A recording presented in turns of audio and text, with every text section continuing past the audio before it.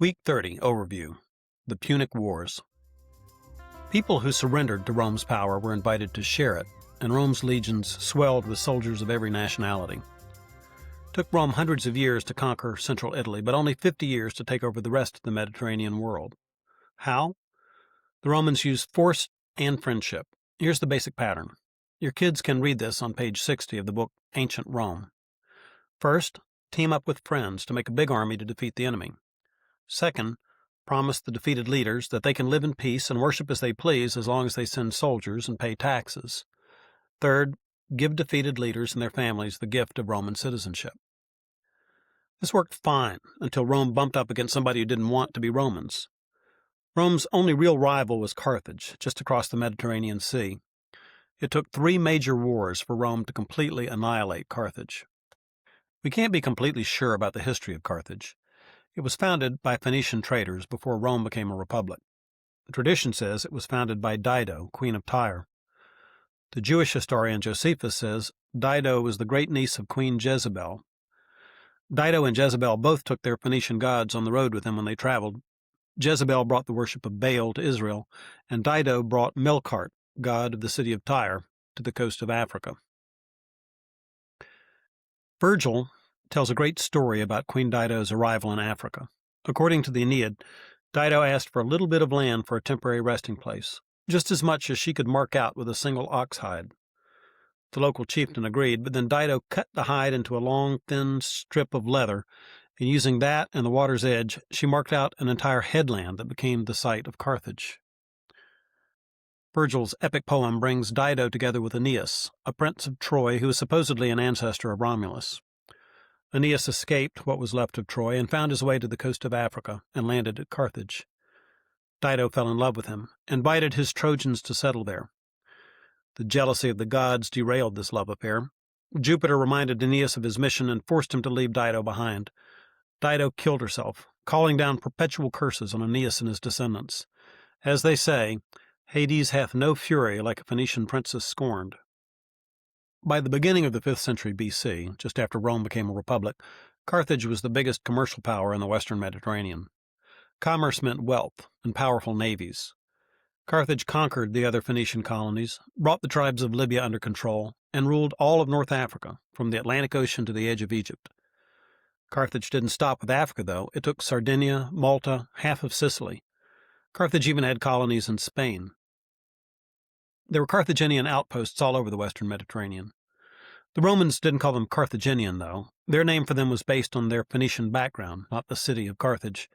The Romans called them Punic, a word described from Phoenicia, so Rome's 3 great wars with Carthage are known to history as the Punic Wars.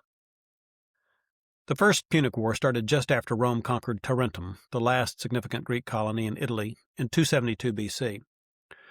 Rome had nothing left to conquer on the Italian peninsula, so the invincible Roman armies headed across the 2-mile strip of water that separates the island of Sicily from the Italian mainland and found themselves in Carthaginian territory. It was a clash of titans. Rome had the greatest army in the world, but Carthage had the best navy. The war went on and on, ranging across land and sea. Rome fought Carthage in Sicily and on the African coast. The Carthaginian forces were led by a great general, Hamilcar Barca, but Rome eventually triumphed and forced Carthage to surrender Sicily and pay a massive tribute. Treasure flooded into Rome. The First Punic War lasted 23 years.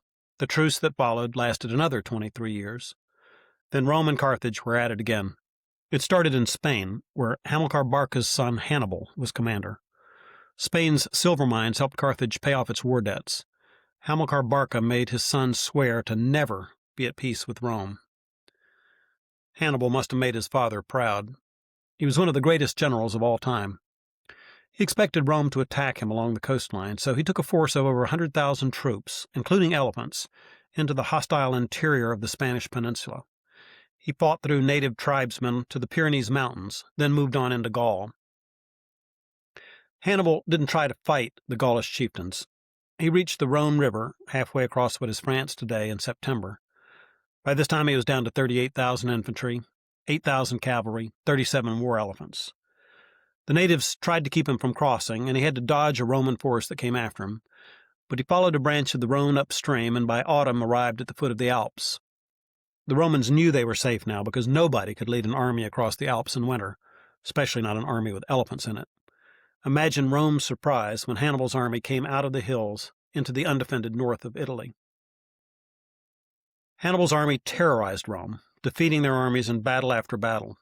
But although Hannibal fought in Italy for the next 10 years without ever losing a major battle, he never had the siege equipment he needed to attack the heavily defended city of Rome itself. This could have gone on interminably, but Rome had its own brilliant general. Scipio, who would later be called Africanus, urged Rome to take the battle to the enemy. The best defense has always been a good offense. The Senate gave Scipio authority to go to Africa, but gave him no troops. Scipio managed to win the support of a Numidian king, Massinissa, and with his help attacked and defeated the combined power of 2 armies, one African and one Carthaginian. Scipio marched towards the city of Carthage, which scrambled to assemble a new army. The Romans beat them too. Desperate, Carthage called Hannibal's forces back to Africa.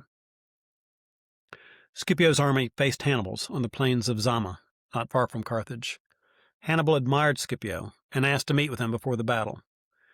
Each complimented the other on his skill, and Hannibal suggested a peace treaty. He offered Rome all of Spain and half the Mediterranean. Then Rome and Carthage could coexist, 2 superpowers sharing one world. Scipio refused.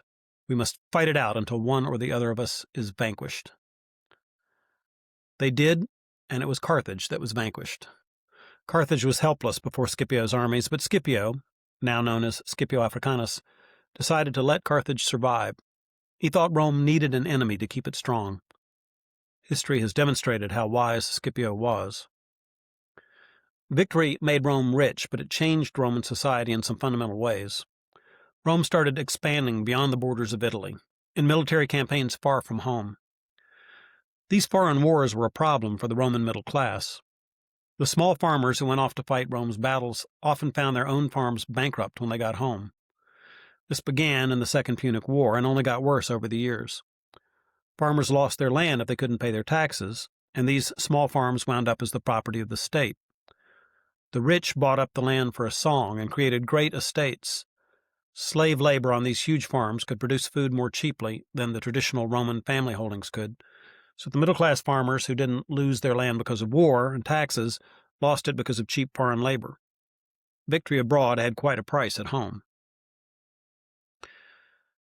The Third Punic War was short and decisive.